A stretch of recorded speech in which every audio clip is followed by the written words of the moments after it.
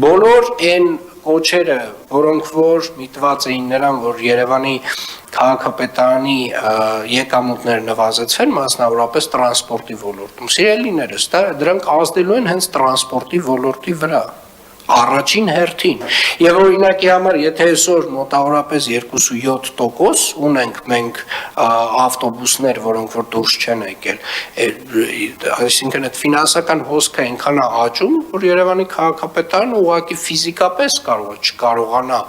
անընդհատ այս ծավալը սպասարկի եւ հետեւապես կրկին անգամ եւ ուզում եմ հատուկ շեշտել եւ այստեղ որևէ տենց երկրորդ կարծիք չկա, այո պետք է լինի տուգանք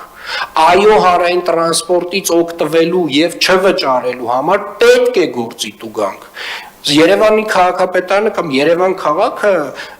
միակը չեն աշխարհում, որ ունեն նմանատիպ խնդիր։ Այսինքն դա կա Փարիզում, դա կա Լոնդոնում, դա կա եւ կներեք ամենայն հարգանքով նորից այդ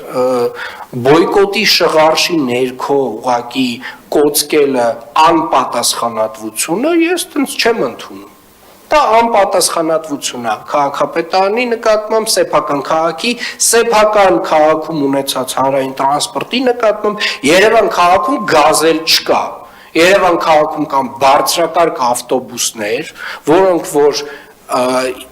երթևեկում են ամբողջ քաղաքով եւ էականորեն ցանցը ընդլայնվել է եւ Երևան քաղաքում համապատասխան սպասարկման համար կա համապատասխան վճար։ Մի վճար, հարգելի գործընկերներ, որը մոտավորապես հələ 10-11 տարի առաջ Երևանի քաղաքապետարանը ուզում էր ներդներ նախկին գազելների համար։ Եվ եթե որևէ մեկը կարծում է, որ դա նույնպես շատ է, Ժորժ ջան, ենթադրում եմ, այդ ենթադրություններով կարող ենք վերադառնալ նախկին գազելների համակարգին։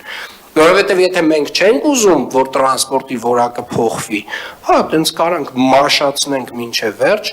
որևէ բան չվերանայենք ու այո, կունենանք այն ինչ որ ունեցել ենք մոտ 30 տարի։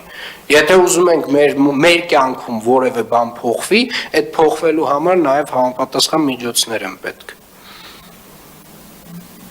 Որոշ չափով բոլորը պետք է մասնակից լինեն այդ փոփոխությանը։ Եվ սա նորմալ տրամաբանություն է։